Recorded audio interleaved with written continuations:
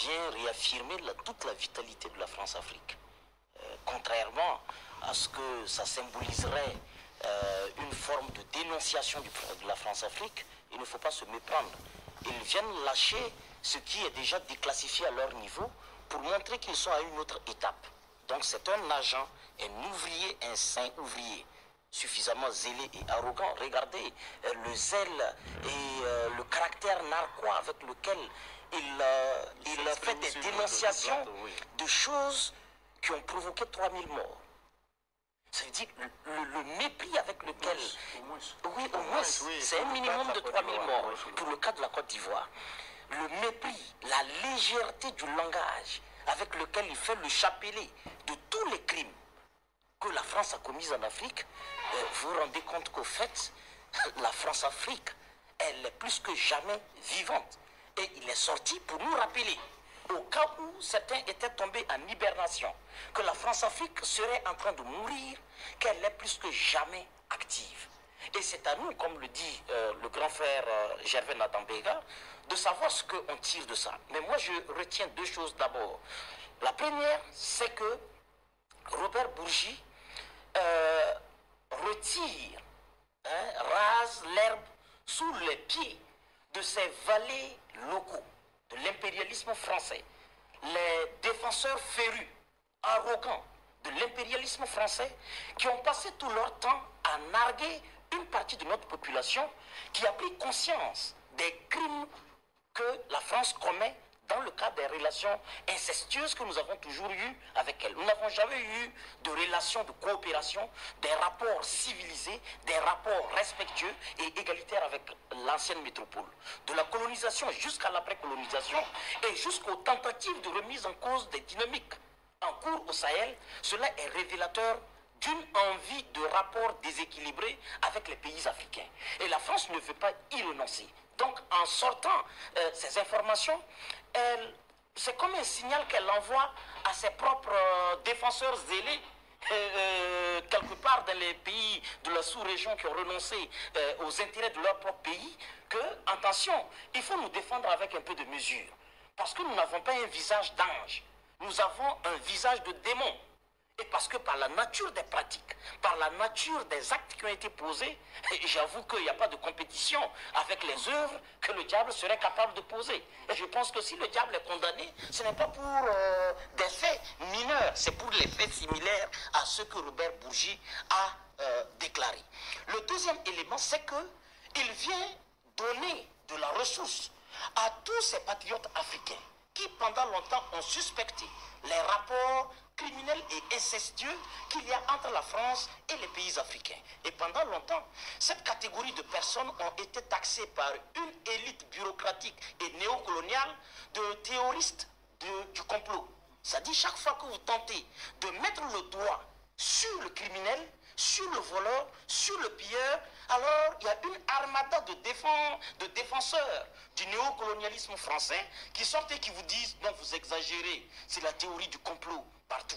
Désormais, France n'est pas à l'origine de tous nos elle n'est problèmes. pas à l'origine. Et même tout récemment, quelqu'un me disait, un universitaire de grade exceptionnel, me disait encore non, est-ce que vous n'exagérez pas? Est-ce que c'est la France qui est la source de tous nos malheurs? Donc quand un diplômé de grade exceptionnel vous repose à nous autres qui sommes des chercheurs qui boitillons cette question, vous posez même la question sur sa crédibilité de chercheur et de penseur, d'intelligence africaine.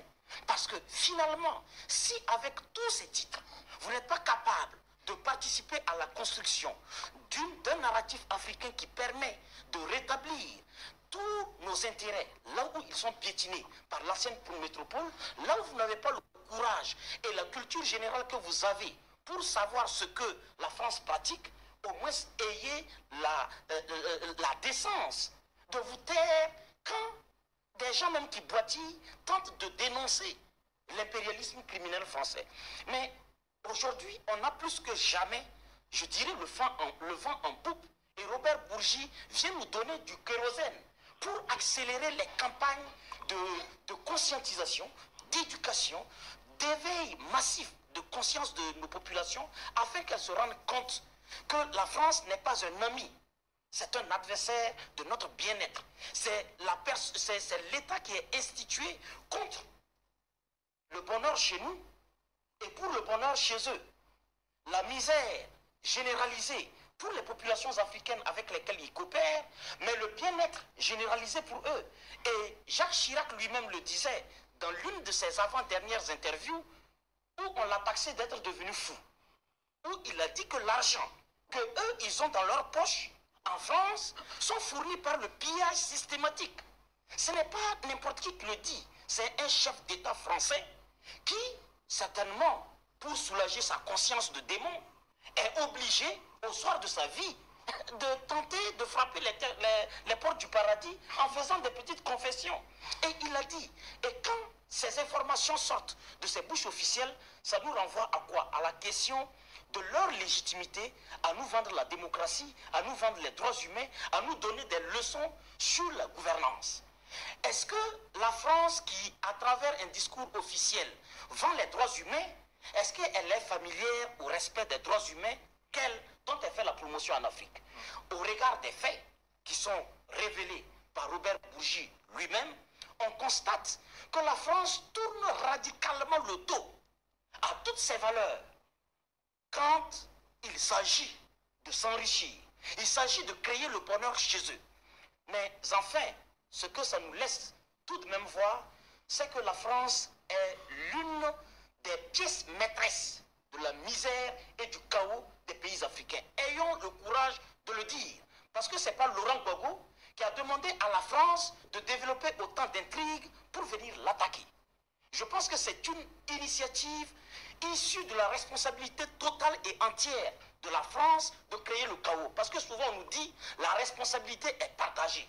Voyez-vous, aujourd'hui, nous sommes en train de lutter avec courage et audace pour reprendre notre souveraineté en main, qui sont l'acteur principal adversaire à ce processus. C'est la France et ses relais. Est-ce que la France et ses relais font partie de la responsabilité d'État, c'est-à-dire de l'État actuel, d'Ibrahim Traoré, de son gouvernement? Est-ce que dans le gouvernement d'Ibrahim Traoré et d'Ibrahim Traoré lui-même, il y a une responsabilité partagée par rapport à une interruption du processus? C'est là où il faut avoir le courage de dire oui, la France est une pièce maîtresse, un acteur clé du chaos africain. Nous ne le disons pas pour fuir notre propre responsabilité, nous le disons parce que sa responsabilité dépasse et est totalement constituée dans ces crimes-là. Oui,